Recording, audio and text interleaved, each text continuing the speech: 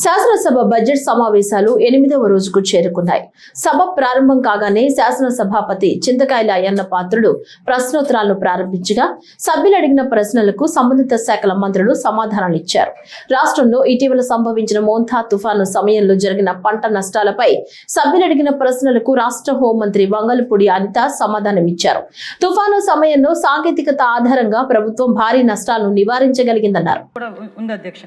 కానీ గౌరవ ముఖ్యమంత్రి గారు మన కూటమి ప్రభుత్వం ఏర్పడిన తర్వాత అధ్యక్ష ప్రత్యేకంగా డిజాస్టర్ మేనేజ్మెంట్ మీద దృష్టి పెట్టడమే కాకుండా టెక్నాలజీని బేస్ చేసుకొని రైతుల్ని ఒక పక్క పబ్లిక్ని అందరినీ కూడా అలర్ట్ చేయడం ఒక ఎత్తు అయితే పంట నష్టాన్ని కానీ తగ్గించడానికి అదేవిధంగా ఆస్తి నష్టాన్ని తగ్గించడానికి జీరో హ్యూమన్ లాస్ ఉండడానికి కూడా ప్రత్యేకమైన చర్యలు చేపట్టడమే కాకుండా ఒక తుఫాన్ వస్తుంది అని చెప్పి మనకు 1 వీక్ బ్యాక్ నుంచి కనుక మనకు అలర్ట్నెస్ వస్తే సుమారుగా మోంతా తుఫాన్ సమయంలో అధ్యక్ష ఈ సందర్భంగా కూడా చెప్పాలి అధ్యక్ష ఇందాక గౌరవ సభ్యులు కూడా రాధాకృష్ణ గారు చెప్పినట్టుగా మోంతా తుఫాన్ని ఒక ఎగ్జాంపుల్గా తీసుకున్నాం అధ్యక్ష.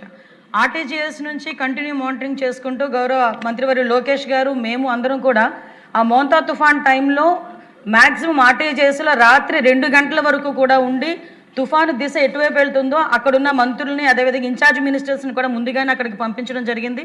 పంపించడంతో పాటు అక్కడ ఎమ్మెల్యేస్ని కూడా అలర్ట్ చేసి ఓవరాల్గా పంట నష్టాన్ని ఎలా తగ్గించాలి, ముఖ్యంగా తుఫాను ప్రభావాన్ని ఎంతవరకు తగ్గించాలి దాని మీద కూడా ప్రత్యేకంగా టెక్నాలజీని బేస్ చేసుకుని ఉన్న అలర్ట్నెస్ని బట్టి మనం ఒకటి చేసుకోవడం జరిగింది అధ్యక్ష. దాన్ని బట్టి చూసుకుంటే అధ్యక్ష భారీగా ఉన్న మనం ఆస్తి నష్టాన్ని కానీ ప్రాణ నష్టాన్ని కానీ మనం పంట నష్టాన్ని కూడా తగ్గించుకోగలిగాము. దీనికి సంబంధించి అధ్యక్ష అవేర్ నుంచి కానీ వాసల్ ల్యాబ్స్ నుంచి కానీ వచ్చే ఇన్పుట్స్ మనం తీసుకోవటం సుమారుగా 3 సార్లు గౌరవ ముఖ్యమంత్రి గారు కూడా దాని మీద కోఆర్డినేషన్ మీటింగ్ డిపార్ట్మెంట్స్తో కోఆర్డినేషన్ మీటింగ్ పెట్టడం. అదేవిధంగా అధ్యక్ష రాత్రి 11 గంటల వరకు కూడా అధ్యక్ష ఎవ్రీ 2 అవర్స్కి కూడా ప్రతి కలెక్టర్ గారితో కలెక్టర్స్ డిపార్ట్మెంట్ అధికారులందరితో కూడా టెలికాన్ఫరెన్స్ తీసుకుని ఆఖరికి గౌరవ ముఖ్యమంత్రి గారు ఆ రోజు రాత్రి 11 గంటలకు కూడా టెలికాన్ఫరెన్స్ తీసుకొని అందరినీ కూడా అలర్ట్ చేయడం జరిగింది అధ్యక్ష. దీనివల్ల మాక్సిమం మనం పంట నష్టాన్ని కూడా తగ్గించుకోగలిగాం.